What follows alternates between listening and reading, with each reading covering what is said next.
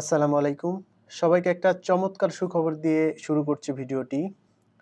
যারা translation practice করেন কিন্তু রেগুলার প্র্যাকটিস করেন না বা কোনো নিয়ম ফলো না করে এলোমেলোভাবে ট্রান্সলেশন প্র্যাকটিস করেন কিন্তু দিন শেষে পারেন না, তাদের জন্য একটা গুড নিউজ। আজকে থেকে শুরু হচ্ছে ট্রান্সলেশন প্র্যাকটিসের একদম শূন্য থেকে অ্যাডভান্স লেভেলের প্রস্তুতি।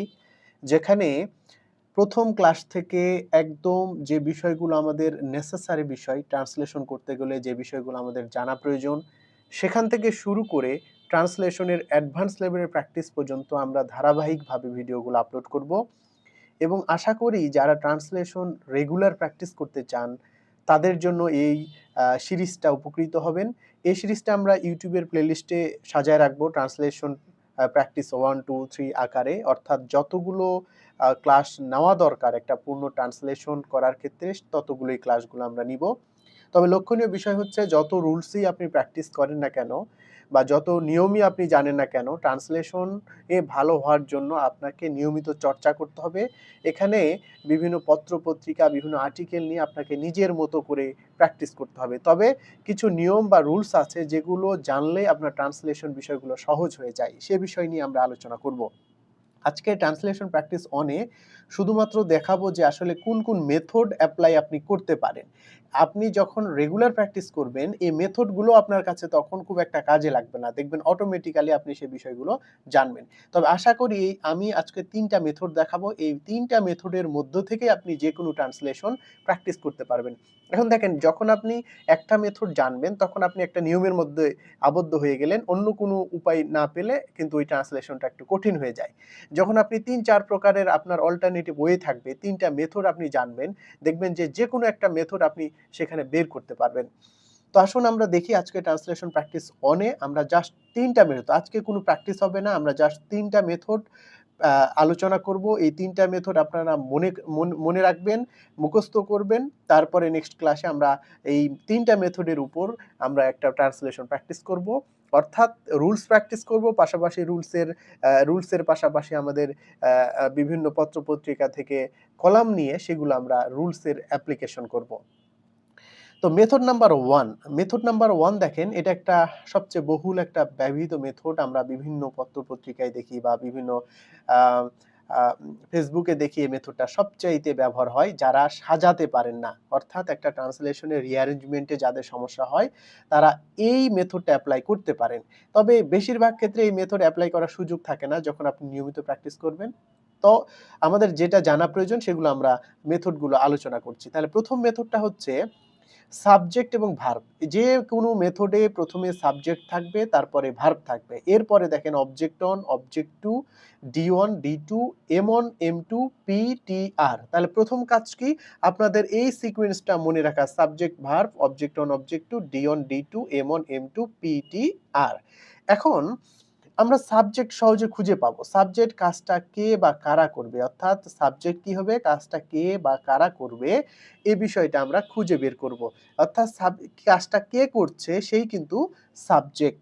ভার্বও আমরা জানি। ক্রিয়া তো আমরা সাধারণত দেখেই বুঝতে পারবো। কাজ করা বোঝায়।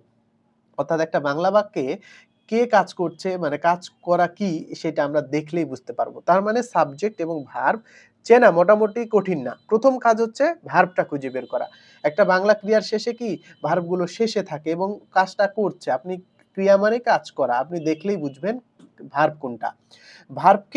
এই ভার্বকে কি করব? প্রশ্ন করব। তাহলে ভার্বকে কি করব? প্রশ্ন করব। বিভিন্ন ভার্বকে আমরা প্রশ্ন করব এই যে এগুলো দ্বারা। অর্থাৎ সবকিছুকে একেই আমরা কি করব? প্রশ্ন করব। ভার্বকে আমরা প্রশ্ন করব। ভার্বকে যদি কে বা কারা দ্বারা প্রশ্ন করি তাহলে আমরা সাবজেক্ট পাবো। তাহলে ভার্বকে যদি আমি কে বা কারা দ্বারা প্রশ্ন করি তাহলে আমরা কি পাবো? সাবজেক্ট পাবো। সাবজেক্ট পেলাম। এখন অবজেক্ট অন, অবজেক্ট টু কি? অর্থাৎ একটা বাক্যে কিন্তু ইংরেজি বাক্যে ২ টো অবজেক্ট থাকে। একটা হচ্ছে মুখ্য, আরেকটা হচ্ছে গৌণ। তাহলে মুখ্য অবজেক্ট আর একটা হচ্ছে গৌণ অবজেক্ট। মুখ্য অবজেক্টটা হচ্ছে কি, বস্তুবাচক যে অবজেক্টটা থাকে সেটাই হচ্ছে মুখ্য অবজেক্ট। আর গৌণ অবজেক্টটা হচ্ছে যেটা ব্যক্তিবাচক থাকে সেটা হচ্ছে গৌণ অবজেক্ট, যেটাকে আমরা ডিরেক্ট অবজেক্ট এবং ইনডিরেক্ট অবজেক্ট বলি। তাহলে ডিরেক্ট আর ইনডিরেক্ট অবজেক্ট যেটা বলি। তাহলে এই অবজেক্ট যেহেতু ২ টা থাকে তাহলে প্রথম অবজেক্টটা আমরা কাকে দ্বারা প্রশ্ন করব? কাকে দ্বারা প্রশ্ন করলে যেটা পাবো সেটা হচ্ছে অবজেক্ট 1 আর কি দ্বারা প্রশ্ন করলে যেটা পাবো সেটা হচ্ছে অবজেক্ট 2। তাহলে প্রথম প্রশ্নটা হবে কাকে দ্বারা প্রশ্ন করলে যে অবজেক্টটা পাবো সেটা হচ্ছে অবজেক্ট 1, কি দ্বারা প্রশ্ন করলে যে অবজেক্টটা পাবো সেটা হচ্ছে অবজেক্ট 2। তারপরে D1 এবং D2, D1 D2 টা হচ্ছে ডিরেকশন 1 আর D2 টা হচ্ছে ডিরেকশন 2। তার মানে ধরেন আপনি ঢাকা থেকে রাজশাহী যাবেন। এরকম তো একটা ট্রান্সলেশন এ থাকতেই পারে। ২ টা প্লেস থাকতে পারে যে একটা গন্তব্য আছে ঢাকা থেকে রাজশাহী। তাহলে ঢাকা থেকে D1 টা হচ্ছে ঢাকা থেকে। প্রথমটা হবে D1 আর পরেরটা হবে D2। এটাকে বোঝানো হইছে ডিরেকশন 1 আর এটা হচ্ছে ডিরেকশন 2। তাহলে অবজেক্ট আমরা ভার্ব পেলাম। অবজেক্ট হচ্ছে কাকে, প্রথম অবজেক্টটা পাবো কাকে দ্বারা প্রশ্ন করলে, আর দ্বিতীয় অবজেক্টটা পাবো কি দ্বারা প্রশ্ন করলে। আর D1 টা হচ্ছে ডিরেকশন 1 কোথায় হতে, তার মানে কোথায় হতে? ঢাকা হতে। কোন দিকে? রাজশাহী। D2 তার মানে কোথায় হতে প্রশ্ন করলে আমরা D1 টা পাবো আর কোন দিকে প্রশ্ন করলে আমরা পাবো D2। এম হচ্ছে ম্যানার। এম হচ্ছে কি? ম্যানার। ম্যানার হচ্ছে কাজটা কিভাবে করছেন।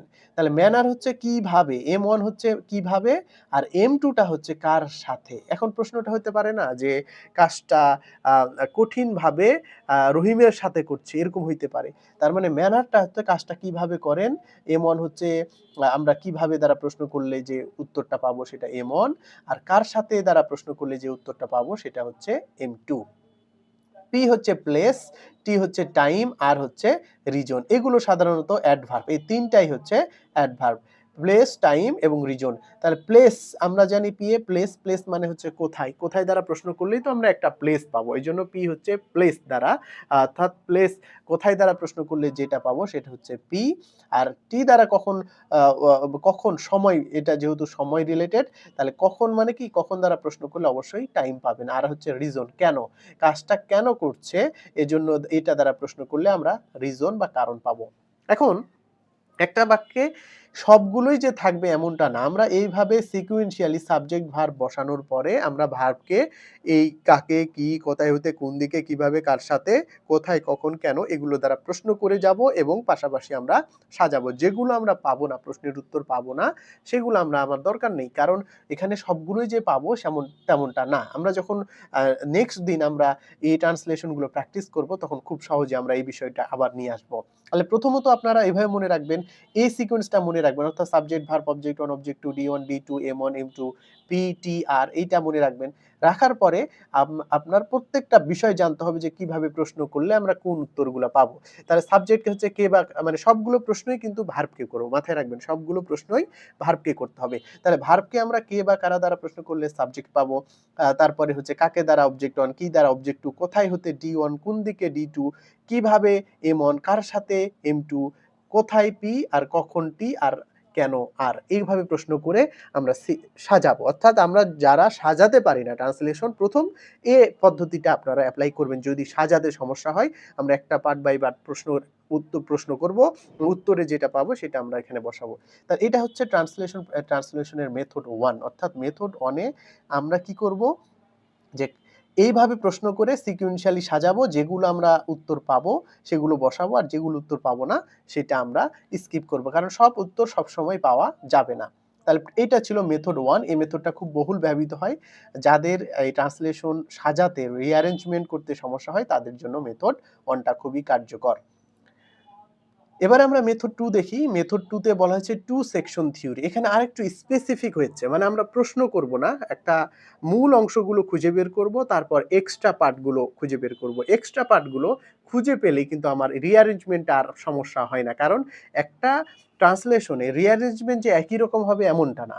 কেউ আ আ ফ্রেজটাকে ১ম এ দিতে পারে, কেউ মাঝে দিতে পারে, আবার কেউ শেষে দিতে পারে।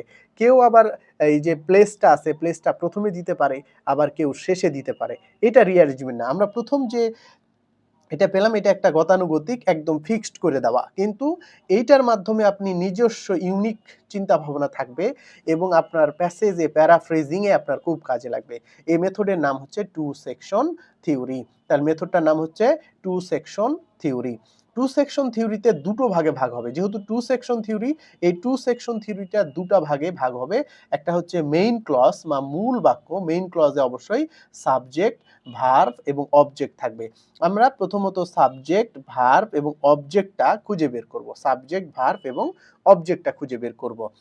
দ্বিতীয়টা হচ্ছে এক্সট্রা পার্ট, যেটাকে নন ইসেনশিয়াল পার্ট, অর্থাৎ মূল বাক্যের সাথে সম্পর্কহীন কিন্তু মূল বাক্য সম্পর্কে অতিরিক্ত তথ্য দেয়, সেগুলোকে আমরা এক্সট্রা পার্ট। আমি বারবার যখন নিউজপেপার অ্যানালাইসিস এবং ইংলিশ ট্রান্সলেশন করাবো, তখন এই বিষয়টা আমি বারবার মাথায় ঢোকানোর চেষ্টা করব যে নন এসেনশিয়াল পার্ট বা এক্সট্রা পার্ট কোনগুলো, এগুলো আপনাকে মাস্ট চিনতে হবে।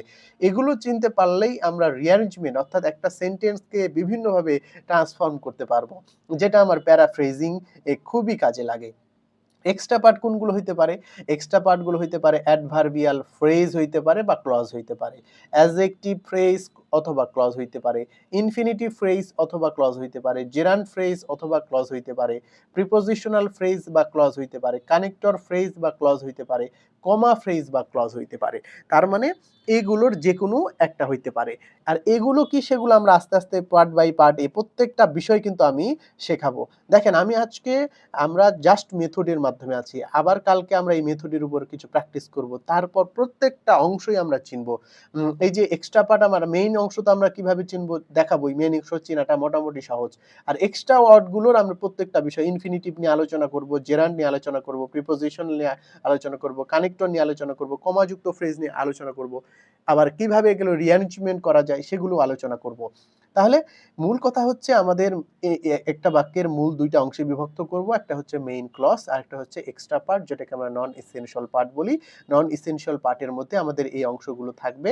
আমরা যদি এই অংশগুলো চিনতে পারি, তাহলে আমাদের ট্রান্সলেশনটা অনেকটা এগিয়ে যাব।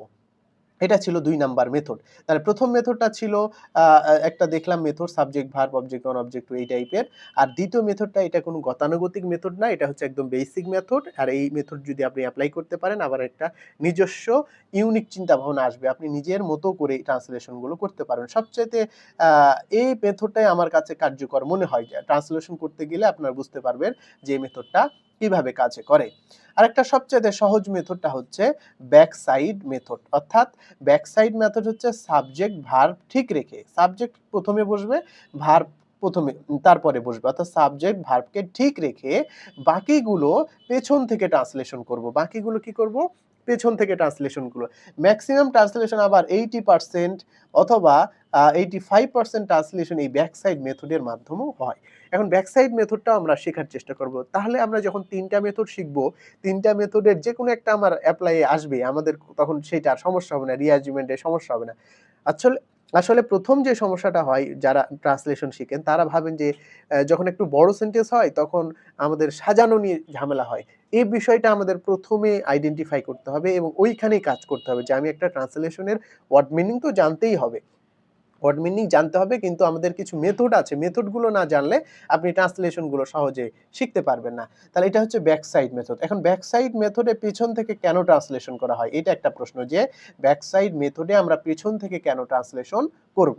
দেখেন, আমি যখন বাংলা লিখি, আমি এই ট্রান্সলেশন নিয়মগুলো কিন্তু বাংলা থেকে ইংলিশ ট্রান্সলেশন।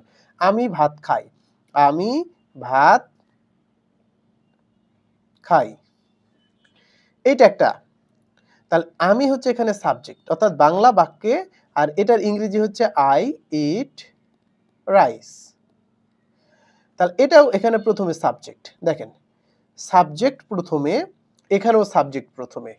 তার মানে আমি বাংলা থেকে যখন ইংলিশ ট্রান্সলেশন করব, সাবজেক্ট প্রথমে, এটাও সাবজেক্ট প্রথমে। এজন্য সাবজেক্টের অবস্থান চেঞ্জ হয় না। ভাত খাই, এখানে দেখেন এটা হচ্ছে ক্রিয়া, অর্থাৎ বাংলা বাক্যে ক্রিয়া থাকে শেষে আর ইংরেজি বাক্যে ক্রিয়া থাকে সাবজেক্টের পরে। এজন্য আমি বলেছি সাবজেক্ট এবং ভার্বটা আমরা ঠিক রাখবো। সাবজেক্ট এবং ভার্বটা আমরা ঠিক রাখবো। তারপরে দেখবেন যে বাংলা বাক্যে ভার্ব থেকে যত কাছে থাকে, ইংরেজি বাক্যে ভার্ব থেকে তত দূরে চলে যায়। তার মানে আমরা পেছন থেকে, অর্থাৎ একটা ইংরেজি বাক্যে ভার্বের তত কাছে আসে, ক্রিয়ার কাছে আসে, ভার্বের কাছে, তার মানে বাংলা বাক্যে ভার্ব থেকে যে ওয়ার্ডগুলো যত কাছে, ইংরেজি বাক্যে ভার্ব থেকে সে ওয়ার্ডগুলো তত দূরে। এজন্য কি হয় যে ইংরেজি করার সময় শেষগুলো আগে আসে আর প্রথমগুলো শেষে যায়। এজন্য এটাকে বলা হয় ব্যাক সাইড মেথড বা পিছন থেকে ট্রান্সলেশন করে। তো এরকম আরো অনেক আলোচনা করব যখন আমরা ট্রান্সলেশন প্র্যাকটিস করব। ট্রান্সলেশন প্র্যাকটিস করার সময় আসলে অনেক কিছু বিষয় আমরা আলোচনা করব। আমরা অল্প, অল্প করে ভিডিও দিব এবং আশা করি যে ট্রান্সলেশন যারা প্র্যাকটিস করতে চান, বিশেষ করে 9 এবং 10 গ্রেডের জব পেতে হলে আপনাকে ট্রান্সলেশন শিখতে হবে। এখন ট্রান্সলেশন শিখলে কি হবে? আপনার 9-10 গ্রেডের আপনার ফ্রি হ্যান্ড রাইটিং দক্ষতা অনেকটা এগিয়ে যাবে। ফ্রি হ্যান্ড রাইটিং দক্ষতা আপনি এগিয়ে যাবেন। আবার ট্রান্সলেশন অনেক মার্কস থাকে। বিশেষ করে ব্যাংক, বিসিএস এ 50 মার্ক ট্রান্সলেশন থাকে ইংলিশে 25-25 আর বাংলাতে থাকে 10। আবার ব্যাংকেও থাকে ট্রান্সলেশন কখনো 40 কখনো 20। আবার কি হয় ট্রান্সলেশন জানলে আমরা প্যারাফ্রেজিং করতে পারবো, আমরা হচ্ছে প্রিসাইজ করতে পারবো, সামারি লিখতে পারবো। সহজ কথা, আমরা যদি বাংলা থেকে ইংলিশ ট্রান্সলেশন, আমাদের সবচেয়ে কঠিন ট্রান্সলেশন গুলোই হয় কিন্তু বাংলা থেকে ইংলিশ ট্রান্সলেশন। এই বাংলা থেকে ইংলিশ ট্রান্সলেশন করতে পারলে আপনি দেখবেন ফ্রি হ্যান্ড রাইটিং এ আপনি অনেকটা এগিয়ে যাবেন। কারণ সমস্ত কিছুই কিন্তু সমস্ত রুলস কিন্তু সমস্ত নিয়ম বলেন সবকিছুই ট্রান্সলেশনে করতে হয়। কারণ ট্রান্সলেশনে আপনার প্রত্যেকটা মিনিং জানতে হয়, সেখানে গ্রামাটিক্যাল কারেকশন করতে হয়। তারপরে আপনাকে অ্যারেঞ্জমেন্ট কিভাবে করতে হয় সবকিছুই আপনি এখানে করবেন। তো আজকে আমরা এটুকুই জাস্ট ৩ টা মেথড শিখালাম। কালকে বা নেক্সট ক্লাসে আমি এই ৩ টা মেথডের উপর শুধুমাত্র প্র্যাকটিস করাবো। এইভাবে আমরা যখন মেথড শিখব, আজকে শুধু মেথড শিখলাম। আমি একটু রিভিউ করে নেই। ১ম মেথডটা ছিল এইটা, subject, verb, object 1, object 2, D1, D2, M1, M2, PTR। দ্বিতীয় মেথডটা হচ্ছে টু সেকশন থিওরি মেথড এবং একটা হচ্ছে সাবজেক্ট ভার্ব অবজেক্ট, এটা মেইন ক্লজ আর বাকি হচ্ছে এক্সট্রা পার্ট বা নন এসেনশিয়াল পার্ট। আর পরের মেথডটা হচ্ছে ব্যাক সাইড মেথড, আমরা পিছন থেকে সাবজেক্ট ভার্ব ঠিক রেখে বাকিগুলো আমরা পিছন থেকে ট্রান্সলেশন করব। এটা ছিল আমাদের মূল ৩টা নিয়ম। প্রথম কাজ হবে আজকে যারা ক্লাসটি করবেন তারা নোট করে নেবেন। প্রথম কাজ হচ্ছে নোট করে ক্লাসটি করবেন এবং ৩টা মেথড ভালোভাবে শিখে রাখবেন। কালকে আমরা এই ৩টা মেথডের উপর কি করব? একটা প্র্যাকটিস দিব। সে প্র্যাকটিস করলে আপনার এই ৩টা মেথড সম্পর্কে স্পষ্ট ধারণা পাবেন যে আসলে কিভাবে মানে একটা ট্রান্সলেশনকেই আমরা ৩টা মেথড এপ্লাই করে করার চেষ্টা করব। তো সবাই ভালো থাকবেন, সুস্থ থাকবেন। আসসালামু আলাইকুম।